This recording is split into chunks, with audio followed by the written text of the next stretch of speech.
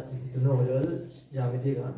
අපි 2022 ඕලෙවල් ජ්‍යාමිතිය ගන්න කරා. දැන් මේ තින්නේ 2023 ඕලෙවල් ජ්‍යාමිතිය වෘත්ත ජ්‍යාමිතිය ගන්න. දැන් අපිට කියනවා PACR වෘත්ත චතුරස්‍රයක් බව පෙන්නන්න. ඒ කියන්නේ PACR වෘත්ත චතුරස්‍රයක් බව පෙන්නන්න. කියන අපි මේක යා කරගන්න යනවා. PACR වෘත්ත චතුරස්‍රයක් බව පෙන්නන්නේ කියන්නේ. දැන් මේක අංශ ගන්න ඕන නම් මේක කොහොමද අනුමත වෙනවනේ නේ. මේක අංශ ගන්නවක් වෙනවා. මේ මේක විස්කම්බයක් කියලා තියෙනවනේ ගන්න. මේ අර්ධ වෘත්තයේ කොහොමද? අර්ධ වෘත්තය. මේක අංශ ගන්නවා. මේක අංශ ගන්නවා කියන්නේ මොකක්ද? වෘත්ත චතුරස්‍රයක ඔයගොල්ලෝ දන්නවා ඕනම වෘත්ත චතුරස්‍රයක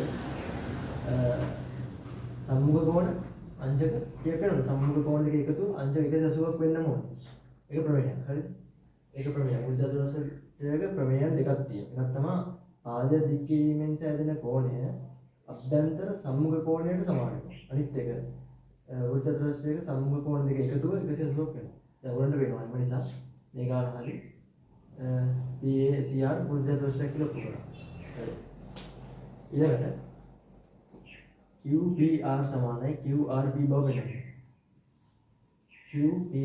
QPR සමානයි QRP බව වෙනවා. ඉතින් අපිට කියන්නේ මෙන්න මේ කෝණ දෙක සමානයි කියලා වෙන්නන්න නේ. එක්ක මේ කෝණ දෙක සමානයි කියලා වෙන්නන්න නම් මොකද්ද කරන්නේ? එක්ක පිළිම මේ කෝණ දෙක සමානයි කියලා වෙන්න ක්‍රම දෙකක් තියෙනවා බලන්න. ක්‍රම දෙකක් කියන්නේ අපිට ක්‍රම දෙකක් නේ අපිට ඔළුවට ඉන්න ඕනේ අදහස් දෙකක්. මේ ගන්න. එකක් තමයි මේ පාද දෙක සමාන කරගත්තාම මේ පාද දෙක සමාන කරගත්තාම මේ කෝණ දෙක සමාන වෙනවා නිකන්. හරි? ඒක ප්‍රශ්නයක් නේ. නැත්නම් අපිට කිලිම මේ කෝණ දෙක සමාන කරගන්න පුළුවන්. දැන් මේ ගානේ පාද සම්බන්ධ දත්ත විතර දීලා නැහැ නේ. මේ පාද සම්බන්ධ දත්ත දීලා නැති නිසා එක එක විතර හිතනකොට වඩා කෝණ පිළිම ගන්න පුළුවන් නේ හොඳ නේ. පිළිම ගන්න පුළුවන් නම් ඒක හොඳ. ඔන්න බලන්න දැන් මේක චතුරස්‍රයක් කියලා තියෙනවා අපි පුරගත්තා. අපි නිකම්ම ගමුකෝ මේ වෘත්ත චතුරස්‍රය දැන් මේක දැන් ඔබ දැක්ක ඔයගොල්ලන්ට මේ ගාන දැක්කම පේනවා. වෘත්ත චතුරස්‍රය නවා ස්පර්ශක තියෙනවා. දැන් ඒ සම්බන්ධව අපිට ටිකක් කියනවනේ මොකද වෙන්නේ කියලා ඉස්සරහට ටික. අපි මෙන්න මේක වුණේකම x කියලා. මේක ඔයගොල්ලන් මෙහෙමයි තමයි මතක් වෙන්නේ ඉතින් අපි. මෙන්න මෙහෙම සීනයක් තියෙනවානේ. ත්‍රිකෝණයක් ගත්තාම නේද? මොකද්ද ඔහොම සීනය මතක් වෙන්නේ? ඒ මොකද්ද මේ? දන්නවනේ ඔයගොල්ලෝ ඒකාන්ත වෘත්තයන් දෙකක් දැන් මේක x නම් මෙන්න මේක x වෙනවා. මේක y නම් ඉතින් මෙහෙමකට මෙහෙමකට y වෙනවා. ඒ දිනේ යාය මේ පැත්තේ පාට ගන්න පස්සේ මේක ඒකාන්ත වෘත්තයන් දෙක මෙන්න මේ පැත්තට එන්නේ. මේක x වෙනවා. මේක තමයි y වෙනවා. ඉන්නේ ඉතින් උඩ පාවිච්චි කරලා බලමු. දැන් මේක x නම්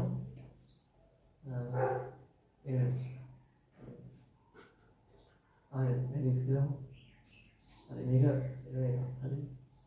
මේක මතක් කරගන්න. ඊට පස්සේ අපිට වෘත්ත චතුරස්‍රයක අපි දන්නවා පාද දික් කිරීමෙන් හැදෙන කෝණේ අභ්‍යන්තර සම්මුඛ කෝණයට සමානයි කියලා. ඉතින් ඒකකින් අපිට මෙන්න මේ කෝණය x කියලා ගන්න. මේ සීනින් මේක x කියලා ගන්න. නේ මොකද පාද දික් කිරීමෙන් හැදෙන කෝණේ අභ්‍යන්තර සම්මුඛ කෝණයට සමානයි. ඒක x කියලා ගන්න ඕනේ. දැන් මෙන්න මේ සීන් එක විතර නිකන් තියෙනවනේ. මම අර කියපුවා තියෙනවා. ඒකාන්ත වෘත්තයන් දෙක උන. අපි ගමු මේක y කියන්නේ. මේක y නම්. හරි මොකද්ද? මේකත් එන්නේ මේකට. හරි මේක. ඒකාන්ත වෘත්තයන් දෙක උන. දැන් මේක x නම් මේක x නම් මේක x වෙනවනේ. මේක කියන්නේ x වෙනවා. ඒකාන්ත වෘත්තයන් වලට ඉතින් මෙහෙම බලනවානේ. මේ තියෙන ත්‍යාරය මේ පැත්ත පාට කරාම එතකොට බලන්න මෙතන කියනවා මම ඉතලයට යනවා. ඊතල යන්නේ මේ පැත්තට. කොහොම රෝමක් එකලා මෙතන දෙනකොට මේක වයි වෙලා. ඊතල යන්නේ මේ පැත්තට. මේක මෙහෙම රෝමක් එකලා මෙතනකොට මේක x වෙලා. ඊතල යන්නේ මේ පැත්තට. මේක මෙහෙම රෝමක් එකලා හම්බෙන්නේ පළවෙනි කෝණේ. මේක x වෙනවා. දැක්කද? මේක වයි මේක තමයි වයි වෙන්නේ. මේක වයි වෙනවා. ඊතල මෙහෙම කරගෙනකොට කොහොම මෙතන සෙට් වෙන පළවෙනි කෝණේ වයි වෙනවා. කනේ. ඔයගොල්ලෝ මෙහෙම ගන්නවා අර ලේසියෙන් ගන්න පුළුවන් ඒ විදිහට ඉතල ඉන්නේ අර ලේසියෙන් ගන්න පුළුවන්. එතකොට දැන් නිකන් මුක් වෙලා මේ කෝණ දෙක සමානයි කියනවා. ඒ කියන්නේ මේකත් තමයි. ඒ ගානත් ඊට පස්සේ කියනවා RQS සමදීපා ත්‍රිකෝණයක් බව වෙනවා. RQS සමදීපා ත්‍රිකෝණයක් බව වෙනවා. ඒ ආකාරයෙන් මේ ගාන දීලා තිබ්බා. මේක සමදීපා ත්‍රිකෝණයක් බව වෙනවා. මොකද අපිට ගන්න පුළුවන් මේ ගන්න. මේක සමදීපාත ත්‍රිකෝණයක් කියලා වෙන්න ගන්නවා. මේ පාදයේ කොහේ කෝණ දෙක සමාන වෙනවා නේ. නැත්තම් මේ පාදයේ සමාන වෙනවා. ඔලින් විතර අපිට ගන්න පුළුවන් මේ සමදීපාත ත්‍රිකෝණයක් කියලා. එතකොට නේද? දැන් බලන්න. මේකේ පුළුවන් ගන්න පුළුවන් එක්කම මේ පාද දෙක සමාන වෙනවා නේ. මේ පාද දෙක සමාන වෙනවා. නැත්තම් මේ කෝණ දෙක සමාන වෙනවා. ඉතින් විතර අපිට ගන්න පුළුවන් සමදීපාත ත්‍රිකෝණයක් කියලා. දැන් මේකේ ඒ වගේ මේක ස්පර්ශක දෙකක් කියවලා දෙනවා. ඒක ඕනනම් බාද කියනවා. මෙහෙම ස්පර්ශක දෙකක් කියවනවා පස්සේ දැන් මේකේ ඕනට දෙන්නේ මේ වගේ ගණන් දැක්කම මේකේ වෘත්තස්පර්ශය ගැන අහලා තියෙනවා. ඒකට වෘත්තස්පර්ශය ගැන උරුට එනවා. ස්පර්ශකෙම තේරෙන්නේ නැහැ. ස්පර්ශක වලින් මොකක් හරි සින්නයක් කරලා දෙනවා. ඒක උරුට එනවා. ඒ දෙකෙන් තමයි මේ ගාන ඉස්සරහට යන්න තියෙන්නේ. හරි. දැන් මේකේ ස්පර්ශක දෙකක් මෙතන ආවලා තියෙනවා නම් ඕන්න මේ කෙලින් මතක් වෙන්නේ මොකද්ද?